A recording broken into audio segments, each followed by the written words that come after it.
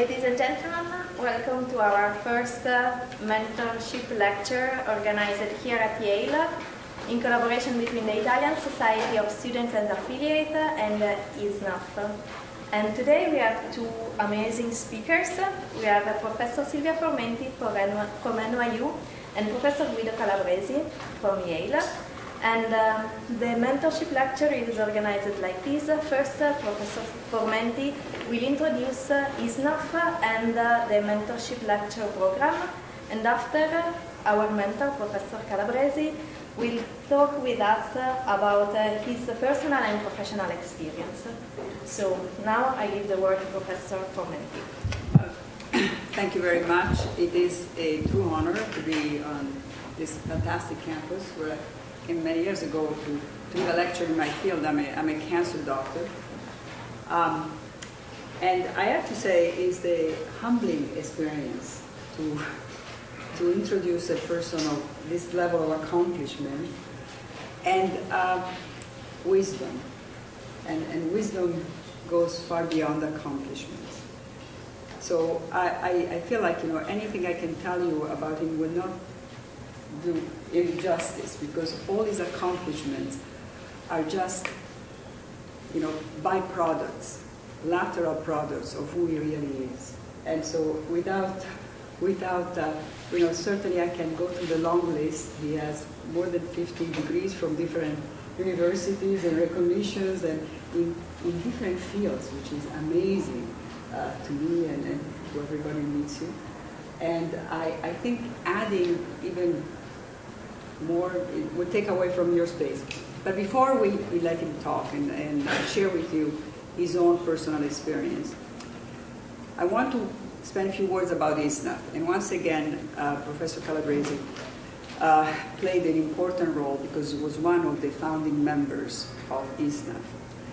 I joined ISSNAF a little bit later and mostly dealt with the medical part and health science part of ISSNAF. But ISSNAF goes far beyond science and medicine, even if the name is a little bit misleading, because Italian scientists and scholars of North America, core scholars, goes far beyond science.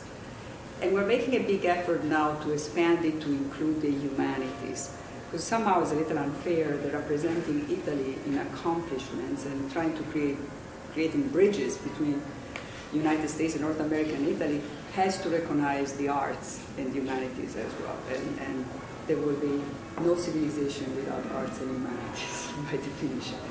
So I think ISSNAF is quite unique. It has we're grouped by disciplines, but one thing I'm learning, no matter how old you are and relatively accomplished at any point in your career, you always need mentors. And ideally, you also need mentors outside your field. It's such a good experience to learn from other fields, for completely different fields. Progress in medicine reflects progress in engineering. Certainly there is medicine as such a big challenge with ethics all the time. And when the way ethical problems are seen by lawyers or philosophers or historians is different from the way scientists look at ethical problems. So ISSNAF has also the capacity to put under an umbrella accomplished and one day accomplished or becoming accomplished Italians in North America. And I think probably the most important engine for ISSNAF is to continue to create bridges with Italians that have remained in Italy, giving them the chance to come to the United States, eventually to go back to Italy if they decide to do so, but to stay in touch with those of us who have chosen to live in the United States and derive every possible advantage from our experience. We also learn a lot by going back home and listening to our colleagues who have decided to remain. So it's a continuous exchange. Key to that exchange is focused on the young ISSNAF. And I didn't contribute to found the young ISSNAF, but another group of Italians in the United States founded the Young ISSNAF initiative that I have to say has really impressed me because in a very brief period of time has grown exponentially, and has understood the practicality of creating objective, like a toolbox for Italians, the young Italians that come to North America, how to make sure they can navigate and somehow soften the clash between the cultures and integrate themselves in the most effective and productive way. So something very practical, to giving opportunities to have access to fellowship and scholarships and sources of support to remain in the United States and competing successfully to get these grants.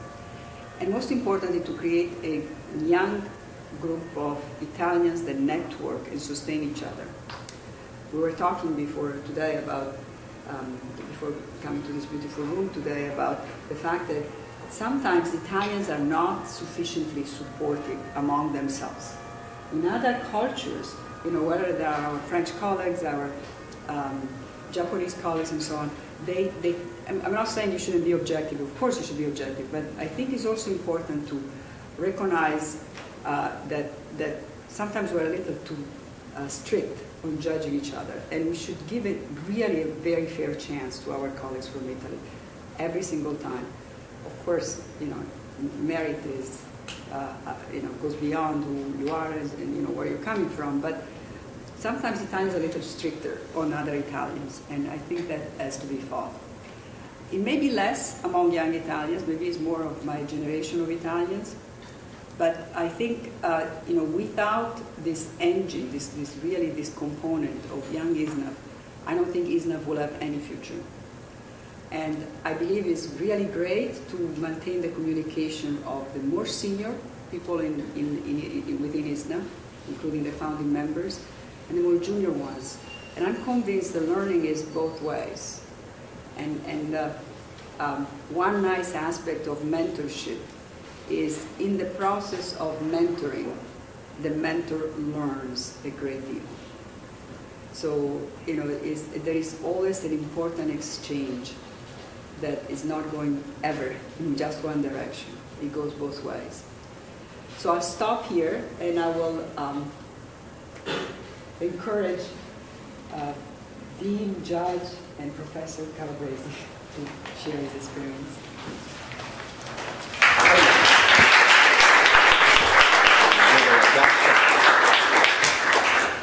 Innanzitutto vi saluto in italiano. Mi hanno detto di parlare in inglese e così parlerò in inglese, però voglio salutarvi prima in italiano. They told me to talk in English, and so I will talk in English, but first of all I wanted to greet you in Italian, because I really am both. I've been here 73 years. I am unusual in that.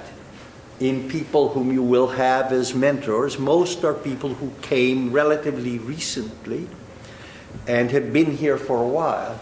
I have been here since 1939, September 16, 1939, a day we celebrate as our landing day, a day that 55 years later to the day, I chose as the day that I would take my oath as a judge and become a judge, because I wanted to say all that America had done for me and my family, and all it hadn't done for others, and that I wanted to do as a judge. And I could say that well by focusing on the day we landed. When I say I am both, that can be difficult. I once was talking to a group of students from all over the world, and a young man from Pakistan who grew up, born in Pakistan, but grew up in Denmark, said to me, "Are you Italian or are you American? Come on now." And I said, "I'm both." And he said, "Well, I can understand that because I claim to be both. But tell me, in the World Cup, whom do you root for?" And my answer was, naturally, Italy. And then I said, not because Italy is better, but because naturally it's going to be Italy in soccer. If I were rooting for a World Cup in baseball, it would be the United States. And in that funny schizophrenic way, I am both. I came when I was not quite 7 years old. We were very strong anti-fascists. My father was first beaten and jailed in 1924. He was part of Giustizia e Libertà, that group of anti-fascists who were Democrats with a small d. He wanted to leave when Mussolini... they found recently in Florence that he and his sisters put a wreath at the monument to Garibaldi on the first anniversary of the killing of Matteotti. And so they arrested them, and then they released his sisters because they were women. Fine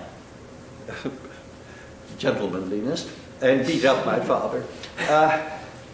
Come the early 30s, when it became clear that Mussolini was not going to fall, he wanted to leave.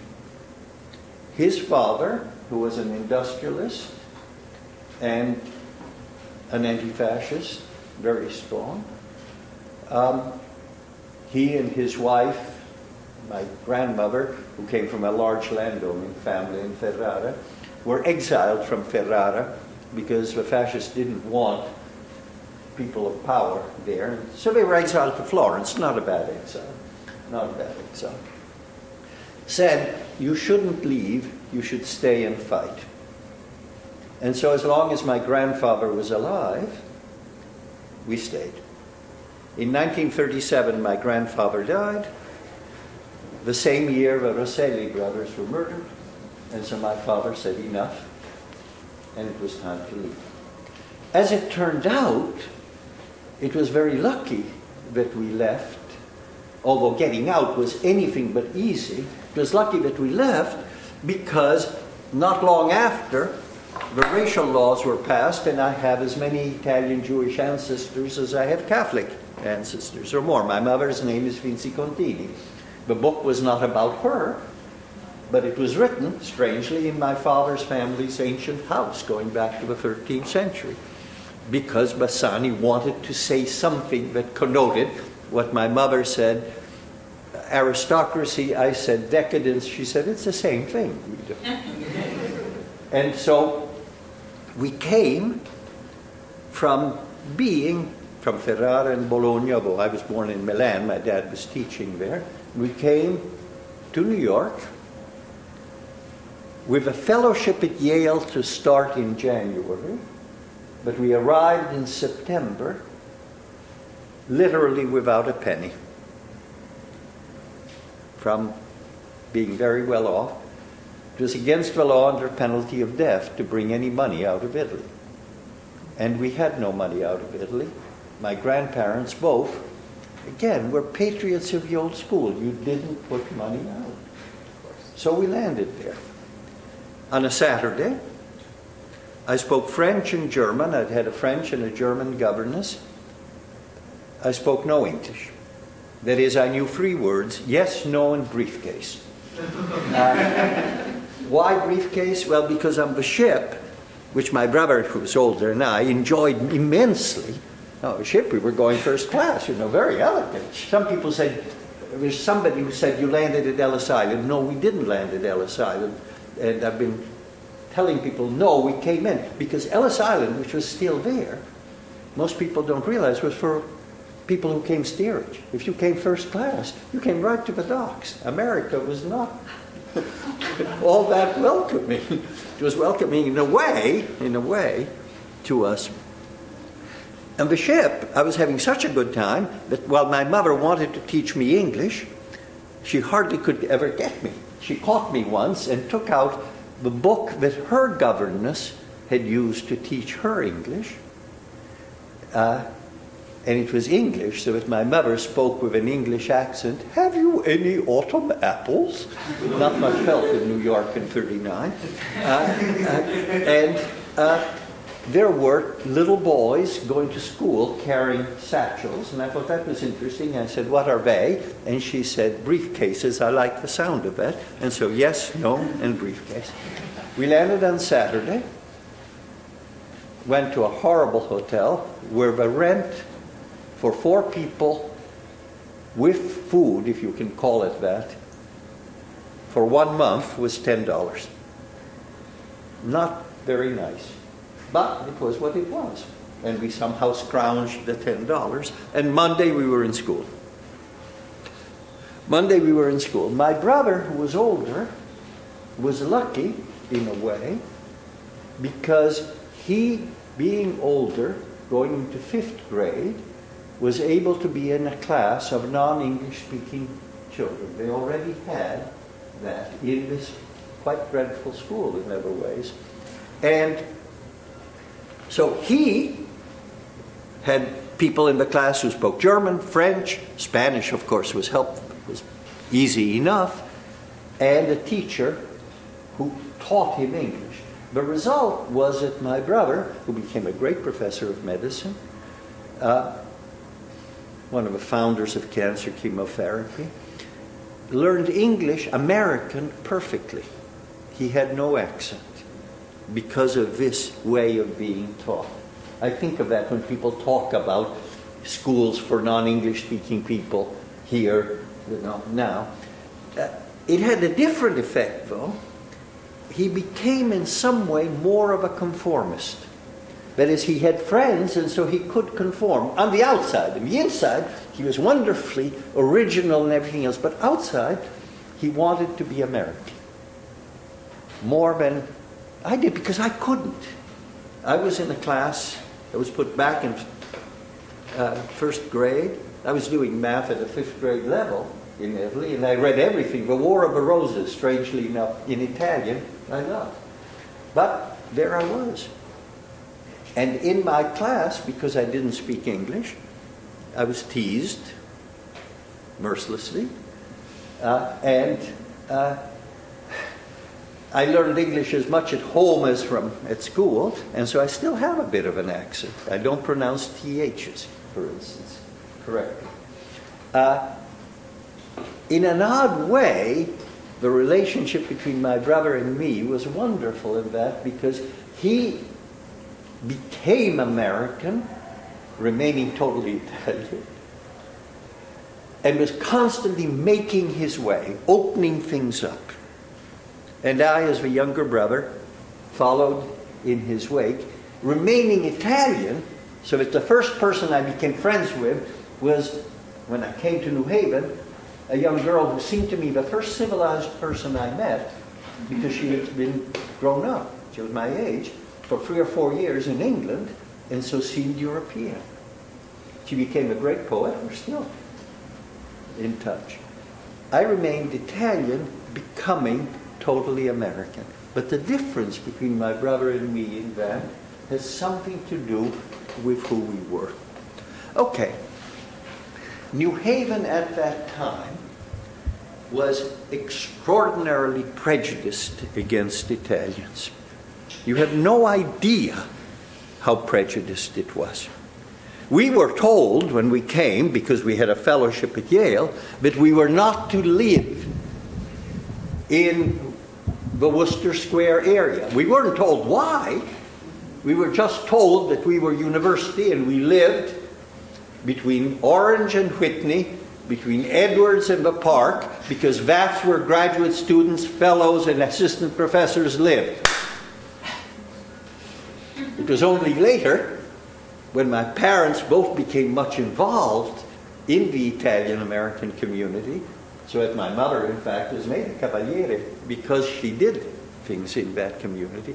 But we understood when we came. We didn't understand that we were not supposed to live there, and we were not supposed to live in Westville, because that's where Jewish people lived at the time. New Haven was very much structured that way. We were told we were to live at the university. With the result that people said to us, "Oh, you can't be Italian. You must be Swiss or French." Because my parents were intellectuals and read and wrote, and that was the attitude of people. To my parents, that was an insult. After all, the Swiss made nice cuckoo clocks, and the French are slightly obscene. Why weren't they Italian? And another story of that time, which gives a sense of what New Haven was like in that. By the way, there had been a campaign for mayor in 1938-39, which was Celentano, who became mayor after the war, lost that. It was one of the most racist campaigns. It was before we came, but it was still in the memory of this city. Quite amazing. Another sense of what it was like at the time. In those days, when a new member of faculty came, and a fellow, Yale was small enough, was considered a member of faculty, the wife, because they were all male, of a senior professor would come to call on the wife of the new member of faculty and have tea.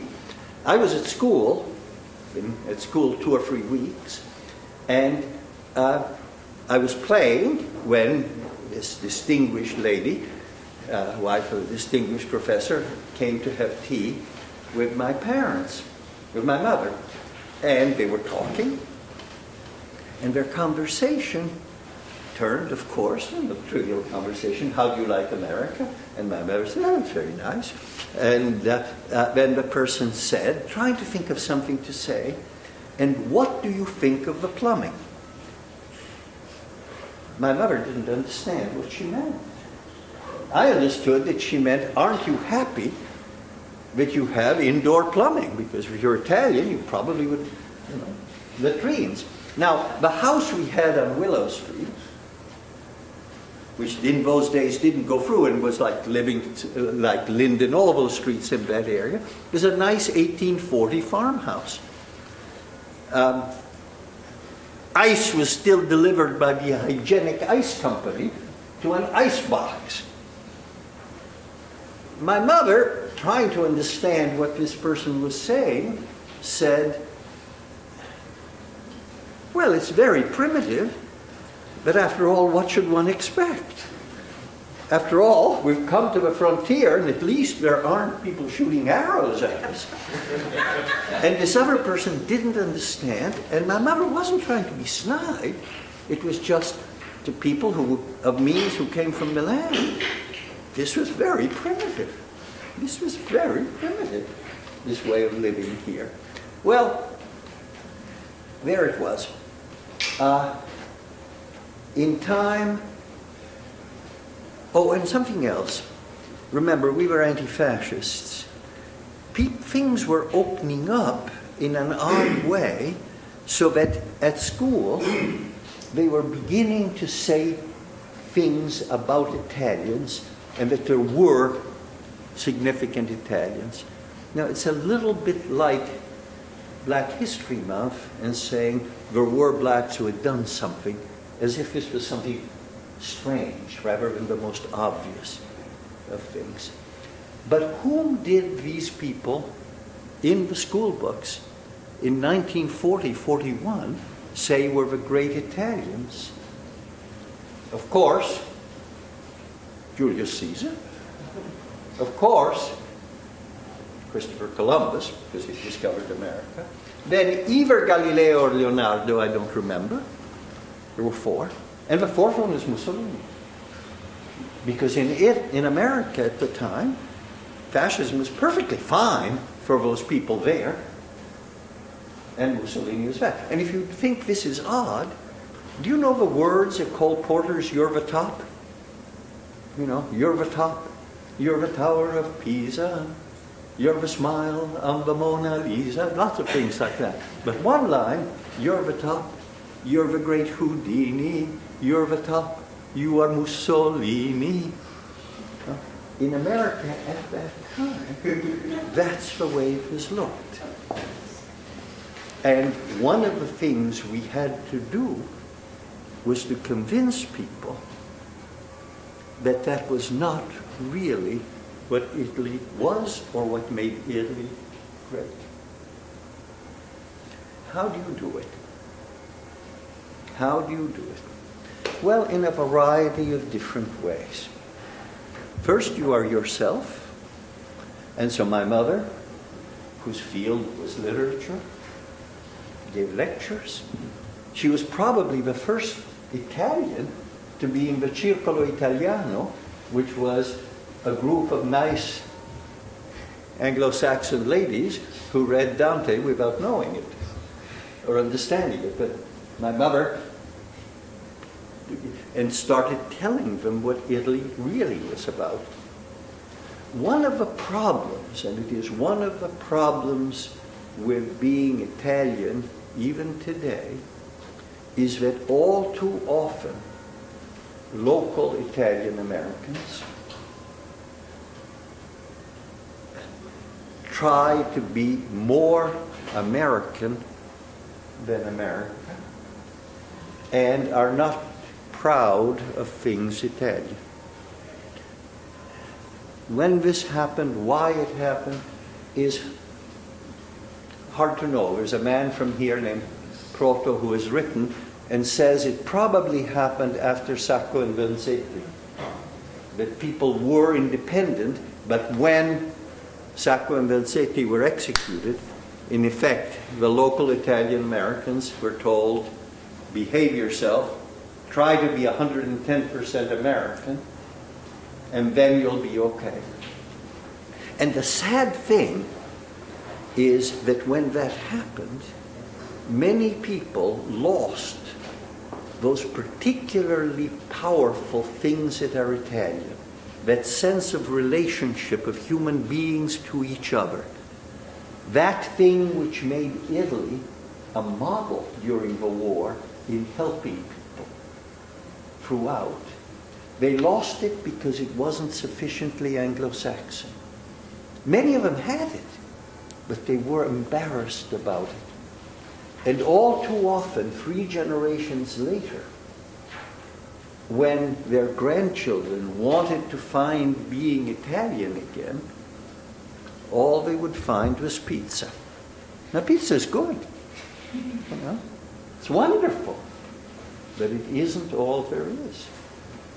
And so one of the things that you have to do is to help the people who are here and who want to be Italian and who want to be proud of being Italian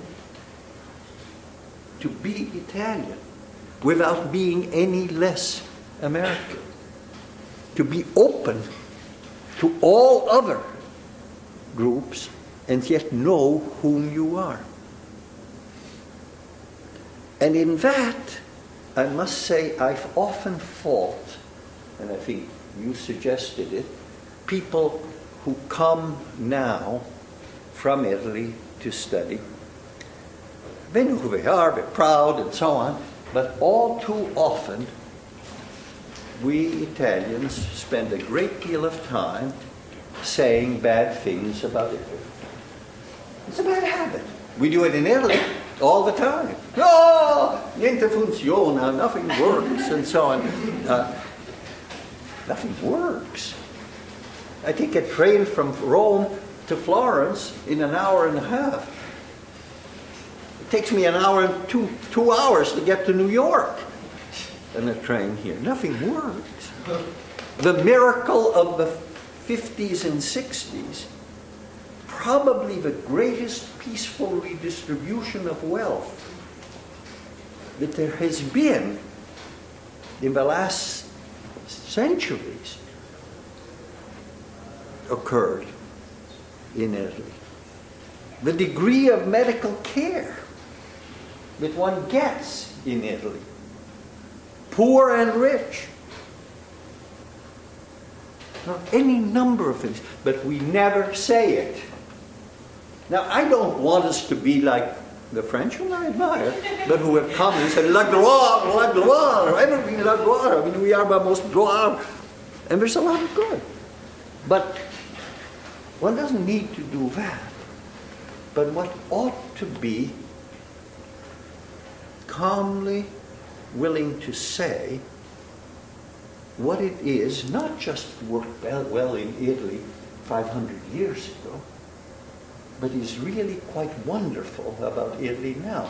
And you know, it's funny. Americans go there and love it. And love it. But when they're here and they hear you and me, unless we're careful, saying negative things, they also believe it. Because if these people say it, then why shouldn't it be true? And it isn't helpful.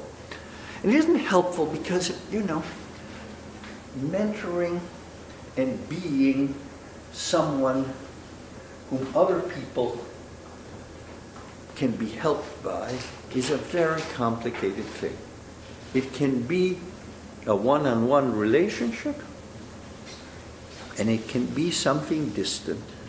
It can be your being proud of who you are and have done things well. It can be my mother giving lectures on the great women teachers in Bologna and Ferrara at a time when Yale would not appoint a woman to its faculty. And Italians in Italy was considered the most retrograde place in the world, and she would just talk about Laura Bassi, this great anatomist in Padua in the 18th century, who was a leading anatomist, and by the way, also married, and with 13 children, but a great professor. Just so that people would know. That can be mentoring. It can be something that happened to me in the strangest of ways. Frank Iacobucci, who became dean, president of the university, dean of the law school at the University of Toronto, president of the University of Toronto, justice of the Canadian Supreme Court, and is still the person that Canada always looks to when there is the equivalent of a royal commission to be done. When he met me for the first time, we've become very good friends, said to me, "Guido, you don't know what you meant for me." And I said, "What?" He said, "When I was a youngster in law school in Toronto, I said to my parents, I want to be a law professor. And they said to me, you can't." And I said, "Why not?" And they said, "Because you're Italian." And in the Toronto then, Toronto's changed very much in the last 50 years, but in the Toronto then, an Italian to be a professor seemed to his parents impossible. And he took out of his pocket a newspaper, a US newspaper, that said that Guido Calabresi had become full professor at Yale at the age of 29, the youngest in the history of the law school. And he said, if that can happen at Yale, it can happen in Toronto. Mentorship is talking with people on a one-on-one basis. Mentorship is doing your job well and being aware of being both Italian. Salvemini, when he took American citizenship before returning to Italy, as I hope many of you do, and as I do all the time, spoke about doing this without losing his Italian, about being able truly to be both. And Frankfurter, Justice Frankfurter, used that in many of his opinions about what it means to be the best of America in doing that. So what do you do? When you are here, you bring to this country what in your field and in other fields and in ways of doing are things Italian that can really help. They can be technical or they can be general. Technical, I wrote an opinion. Footnote to that opinion is probably the opinion that has been most cited. It deals with the fact that in Italian constitutional law, there is a doctrine that was developed in Italy of laws heading towards unconstitutionality. Or it's okay, you can do it, but saying to the legislature, this is a doctrine that when it was passed may have been okay, but has become more and more dubious And you legislators had better do something about it, because sooner or later, if you don't, we will have to. Very useful. Well, the other two judges on this court, now this thing, what I said then, something which could be quite accepted, but when I said that then, the other two judges sort of said, how can this be? How can this be that we take something from other countries in constitutional law? After all, constitutional law is an American invention. We are the mother and father of constitutional judicial review. How can we look to Italy? And my footnote after saying this says, that may be, but remember, wise parents learn from their children. In constitutional law, we can be children and teach our parents. In any number of other things, we can be parents and teach our children. That's when you're here. When you go back to Italy, and I hope that many of you will, as I do 4 times a year, don't be afraid to bring what is good here, there. You know, there's an awful lot that is wonderful here. Bring it back. But when you bring it back, make it Italian. One of the things that struck me when I went to Japan was when people said Japanese copy things. Japanese don't copy things. They adopt things from other countries which they think are good and make them part of this immensely powerful culture. And it becomes Japanese. You can do the same thing because your culture, as Italians, is just as powerful. You can bring those things that are American and that work well here and that would work well there and bring it there. That's what you owe it as somebody who has been fortunate enough to be both. You can also help people go back and forth. You know, it just happened that I would go back and forth to Italy, and that therefore people from Italy came to study here, and that people then went back and became professors there, and that professors from Yale went and worked all over Italy, and soon I could be out of the picture because they had their own relationship that allowed that to do that. The other thing I wanted to say in terms of my own history is, you know, today there's a lot of talk about affirmative action. And affirmative action, that's bad, affirmative action doing things. That's frankly baloney. There has always been affirmative action, and frankly people are only complaining about affirmative action now because it involves blacks, African Americans. And it's so nice to say, oh no, affirmative action. I got plenty of affirmative action. That is, just as America was extremely biased against Italians when I came, there were people and institutions who were looking to help me because they thought it was time for America to open up to Italians. And when I went to the court on that day, 55 years to the day that I landed, I spoke of the people who had gone out of their way, and I named them by name. And I said that they did things for me, not just because I was a good kid, not just because I was polite, not just because I was bright, but also because I was Italian. And they wanted to do things for that. You know, America is complicated. It is full of bigotries.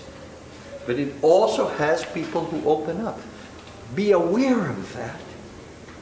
And don't reject it, but make it available to others. I've got to say that I probably received more benefits of that because I was from Italy rather than from Worcester Square.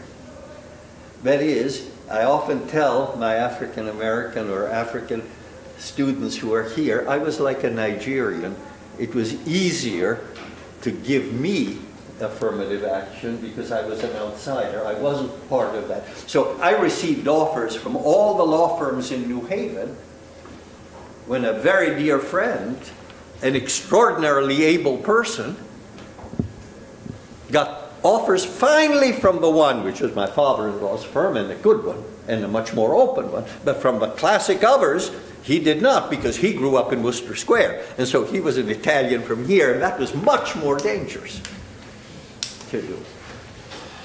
That will mean that many of you, precisely because you are Italian, will be getting affirmative action that others here might not. Don't shun it, but show that you deserve everything that you got. I was put on the board of a bank when I was practically 15, no, very young, because there had never been an Italian on a board of a bank in New Haven. I was offered a federal district judgeship when I was only 32. I turned it down because I wanted to teach. And I thought that would be the end of it. But I was offered it.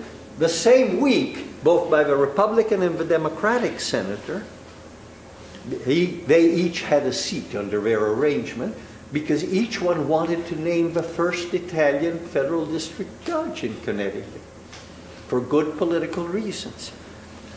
It's always been that. Be worthy of it, use it, and make it available to others. That is one of the things, again, a different kind of mentoring. Well, I've talked enough. I want to answer your questions, and I want to answer your questions about everything. That is, if you want to ask me about my career, one story about my career, I became a full professor at Yale, as I say, very young. I wrote one article that people loved, and they made me a full professor. My father, this old Italian academic, said, che strano, watching me years later. He said, in Italy, people work like dogs to arrive, to go in cathedra, and then stop working altogether. Here, you arrived without doing anything. You wrote one silly article and you arrived, and you've been working like a dog ever since. I always thought that was a good thing, and it's something, again, to bring back. So talk, if you want, about career, about anything else, about being a judge. About being a judge, and here again, you know, I'm a judge in a jurisdiction that until very recently, and had the death penalty, and federal courts still do. And I'm an Italian who finds the death penalty appalling. Appalling. What does a judge do in that situation? So you can ask about that, about anything else. The only thing is, I am hard of hearing, and so when you ask, if you don't speak very loud, I may go up to you and have you, which will make him unhappy. So try to speak loud, but I will try to go up to you. When I teach, I used to, in teaching, instead of standing up like this, I'd go up and ask people questions, and after 2 weeks, when my students thought, isn't he being nice, that he comes up to me, I'd tell them it's because otherwise I couldn't hear what they had to say. So please ask questions that way. Thank you.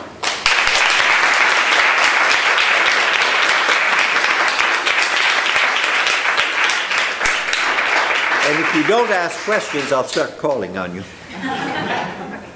Now there is time for questions to Professor Calabresi, and afterwards there will be refreshments and you can still talk with him. And we can talk informally after. Informally. So. But few questions now. Questions, questions, somebody. Hi. Mr. Watts. Hi. I'm a bit concerned. If it comes to production and in groups, what is it? The 2 or 3 different ethnic groups that have the same religion. I'm sorry? 2 or 3 different ethnic groups that have very religion. Protestant Italians, Protestant French. Now, this is now religion, even long before ethnicity, religion was important. Given religion would dominate religion.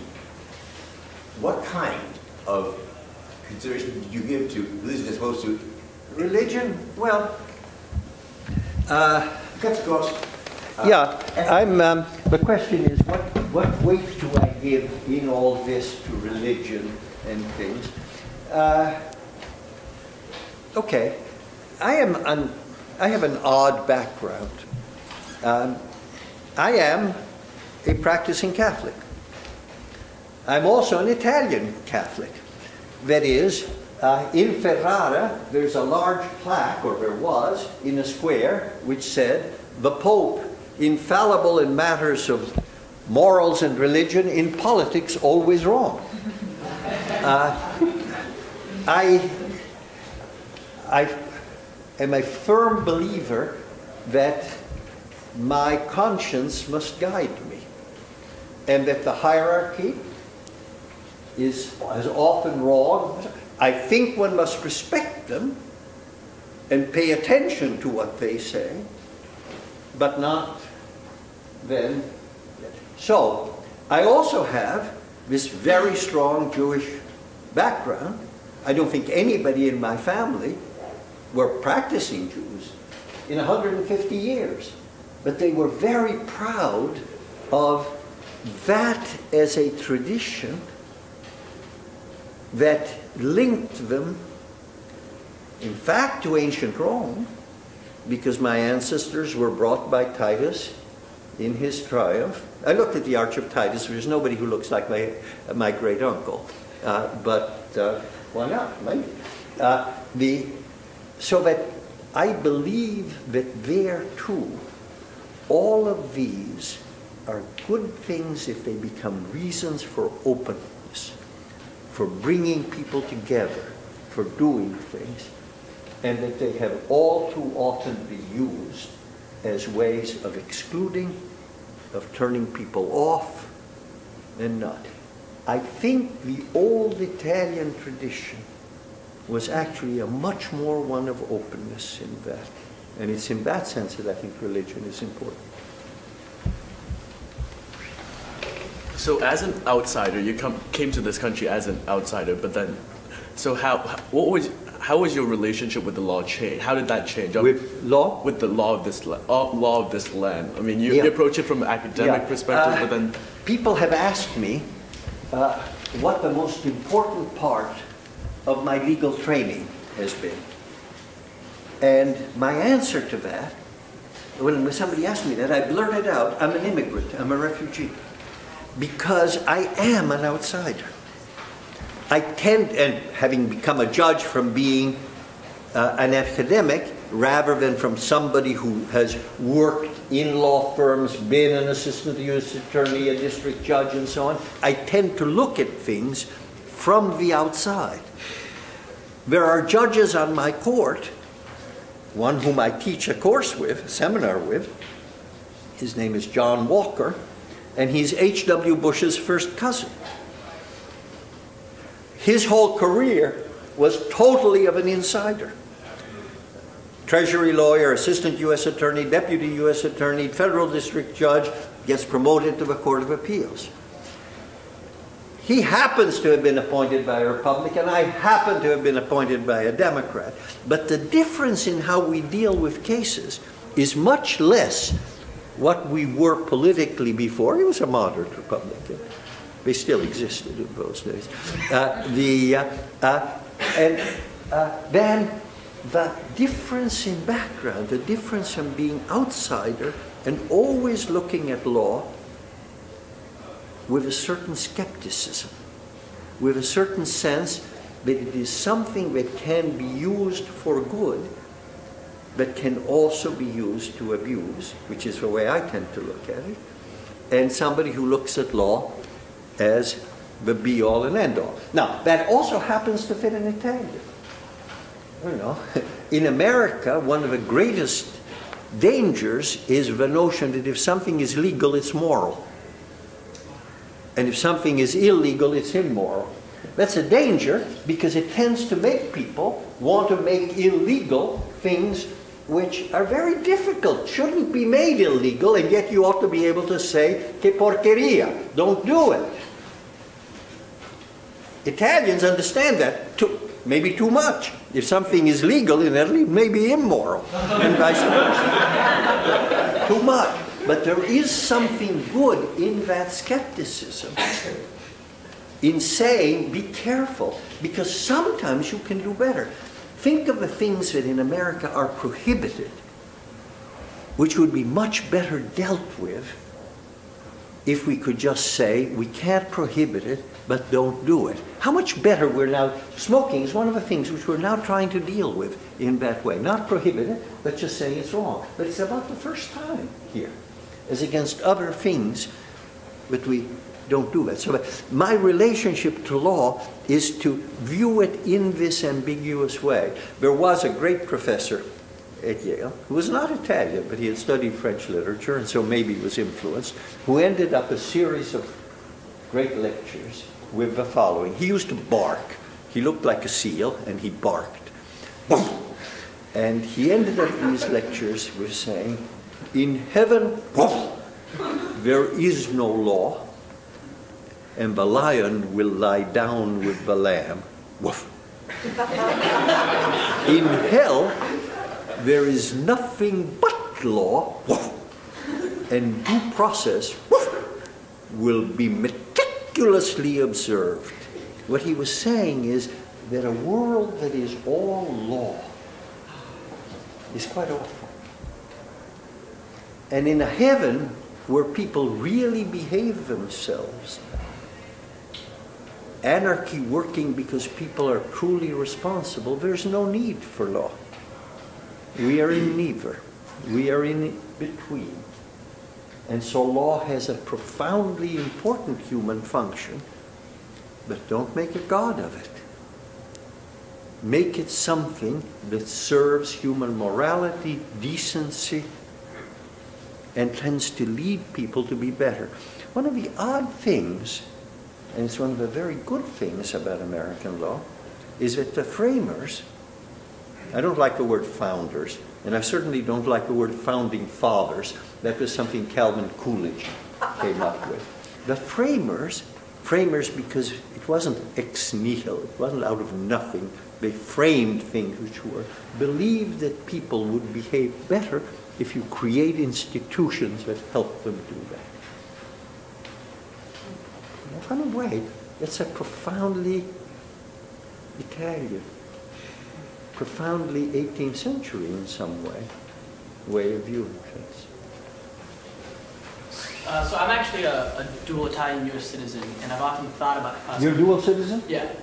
About the possibility of going back and working in Italy, but as I'm sure you know, it's very difficult to be a youth in Italy right now. So what do you do? And it's worrisome for the future of the country. So I'm wondering, too, because you had alluded to the fact that Italy, Italians talk too negatively about Italy, and that fundamentally it is a very good place. What would you say to people who say anthropologically things like the Biagi laws are just byproducts of a fundamentally almost a system that discriminates and a culture that discriminates against young in Italy? That it is a gerontocracy, that there's this system of raccomandazioni. Okay. First, on dual citizenship, let me say that though I am Italian and born in Italy, I could get a passport. I've never gotten a European passport.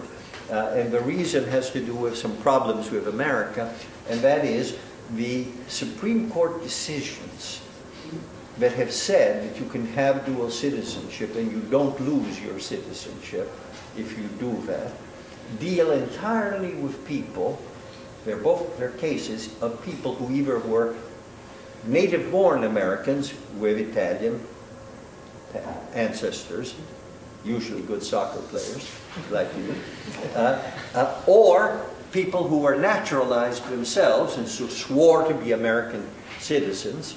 And the Supreme Court said in that case you can't take their citizenship away simply because. I became an American citizen by derivation. My parents became citizens before I was 16 or 18, and so I just automatically became. And while I think as a judge, I'd say those cases cover that. They don't precisely. And I don't want some clown to say, if I write an opinion that that clown doesn't like, oh, you see, he isn't really an American, and bring a case against me. So I've never done that, but that's to the side. As to Italy and the young today and getting jobs there, and especially getting jobs in the academy, but in other things as well.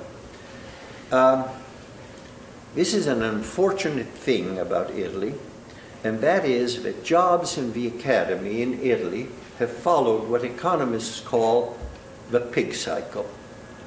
The pig cycle is one in which you produce a lot of pigs because there's a great demand for salami and prosciutto, and then there's a glut of the market, and so you produce no pigs because the price is too low. And then, since it takes time to get pigs to that level, you have too few pigs, and the price goes way up, and you start producing too many pigs. In Italy, in the academy, this has been happening again and again and again. You get a moment of expansion, you get the universities hiring, desperate to hire anybody, anywhere, any cat or dog who can speak something or other, gets ruolo. Maybe cattedra, but certainly ruolo, and is there. And then a few years later, they say, as they did a few years ago, there's an economic crisis, something else. Oh, no, too many people, good heavens. Make them retired, make them do this, send them off, do that. No jobs for anybody. This particular cycle is an especially deep and bad one. It has lasted for some years, and there is no one who is getting hired, which is terrible for the young, and will be terrible in Italian universities, not just now, but even more in a few years, when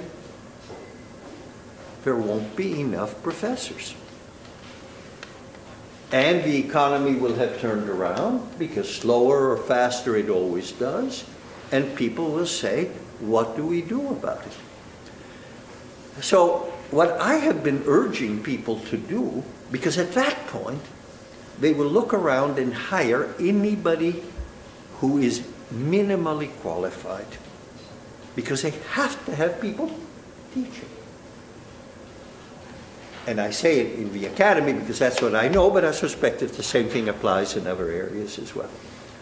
So what I say to people to do is, if you want, and I'm still talking with the academy, to get a job ultimately in Italian universities, find a way over the next 3 or 4 years to keep your contacts in Italy so that they don't forget who you are,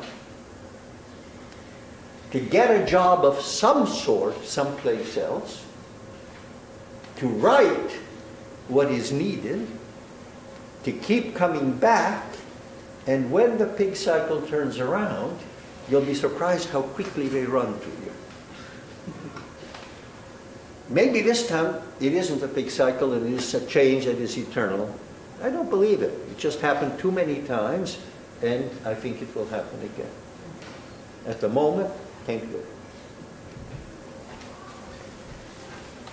How do you deal with death penalty cases? How do I deal with the death penalty? Yeah. Well, that's a bit of a long story. How does one deal? I don't know if I would have become a judge if there had been the death penalty in my jurisdictions when I became a judge. There wasn't. It was then passed. Today, it doesn't exist in Vermont. It never existed. It doesn't exist in New York, thanks to a great judge named Judith Kay, who managed in a very wonderful way to handle the matter. It does exist sort of, but going out in Connecticut, and it does exist federally. Very definitely exists federally. So much so that they bring cases of what are essentially state crimes federally in order to get the death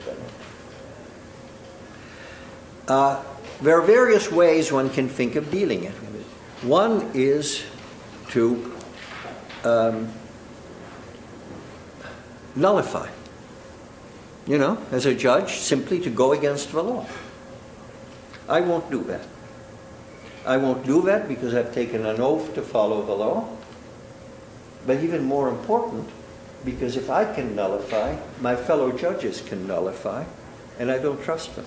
I mean, I respect them greatly, but I would rather that they had to follow the law than just do what they wanted to do. Juries may be different. Juries represent the people, so that's okay. So I won't nullify. Another way is to recuse yourself, to remove yourself from death penalty cases so you don't have to do it.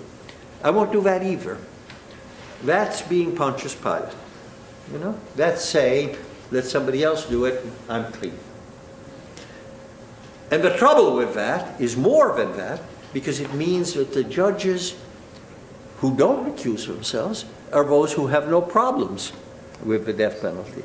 So those who are less likely to see problems in how it was applied. So that's not a good thing to do. Now, having said that, I cannot tell you that there wouldn't be circumstances in which I'd have to say no. If they asked me to kill somebody myself, you know, to be the one to pull the trigger, I couldn't do that. I'd have to recuse myself. And so I can't say that I don't respect somebody who says, no, I just can't do it. In fact, I think Potter Stewart, who having tried in many good legal ways to get the death penalty, Justice Stewart, out, having failed because of some things that happened, resigned from the court. And he died not long after, but he didn't think he was sick, he just died. And people in Washington said, how did it happen? But why did he resign? And I was then dean of a law school here, and he'd gone here, so I was asked to speak at his memorial service at the Supreme Court.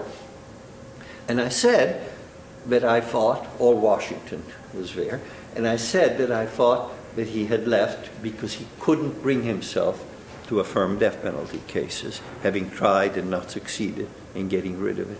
And all Washington went, except his wife, who was sitting right there, who went. And I respect him, but that isn't me. I won't recuse myself. Another interesting thing that sometimes judges do, which is understandable, but maybe the worst of all, is to become automatons. When they get a case like the death penalty, they become absolutely fierce in enforcing it. And why they do that, if they're opposed to it, is hard to say. Bob Cover, a great scholar at the law school, examined the decisions of abolitionist judges before the Civil War who became fierce enforcers of the fugitive slave laws. And he explained it in terms of a kind of cognitive dissonance of people who wanted, since they had to do something that they didn't want, to say, it's not me, I'm just the mouth of the law, it's not me, I'm just a tool in the hands of the law, I have no judgment in the matter. By the way, one of the greatest of these was a judge of a Massachusetts Supreme Court named Lemuel Shaw, who had a son-in-law who was greater than he was, Herman Melville, whom he supported. And Herman Melville wrote Billy Budd, in which Captain Vere, Captain Truth, executes his beloved because he cannot do otherwise. And of course, Captain Vere is Lemuel Shaw, and the great writer is asking himself, what the heck is going on? Well, I won't do that either. I won't do that. So what do I do? When there is a case of the death penalty or anything else where I think the law is wrong, morally deeply wrong, I wake up in the middle of the night and try to see whether that is really the law, or whether what people think is the law is not. A mistake has been made. And the more dramatic it is, the much earlier do I start to think about it. So if I see a death penalty case coming my way, which might come to me, and might not, because a jury might not find impose a death penalty, I start looking for mistakes way back to try to see. There was one wonderful case of a very great district judge that was heading our way. As it happened, it never got there on the death thing because a jury didn't impose the death penalty. I said to this great judge, you know, you made a mistake, which I found. And he said, what? And I told him, you did this. And he said, oh my God, you know, I think you're right. If you think hard enough, look deep enough, often where you think the law is wrong, it turns out that that isn't the law at all. And if that happens, you sleep very well the next night.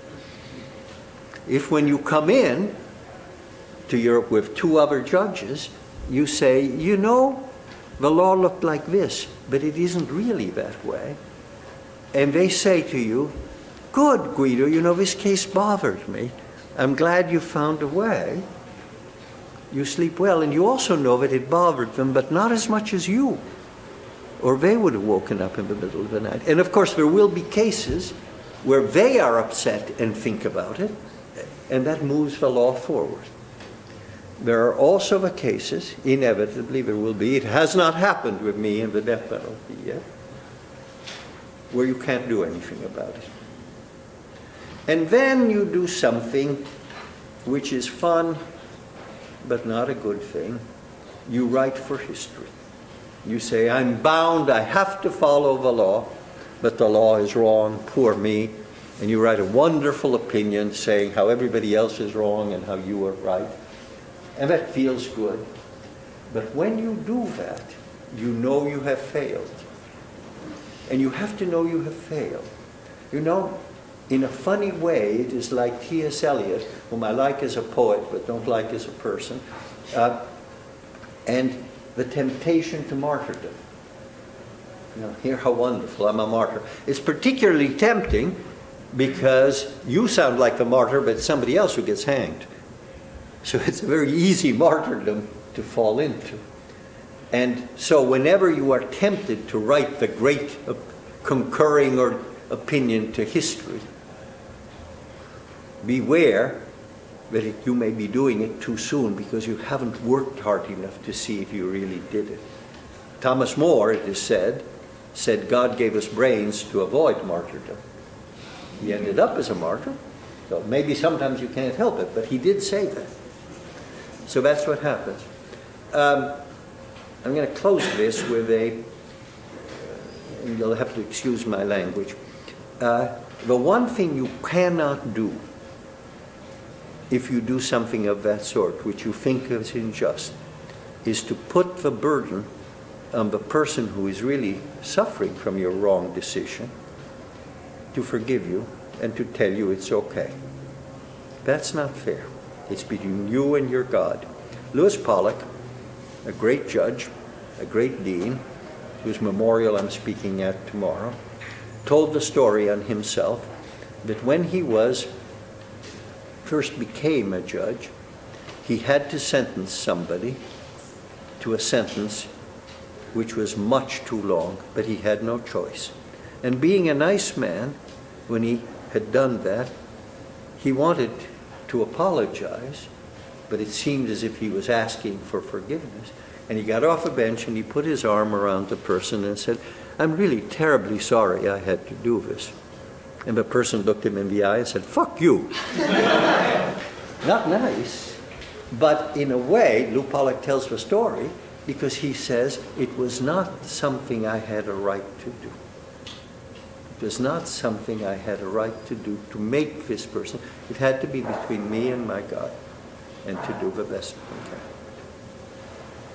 Thank you.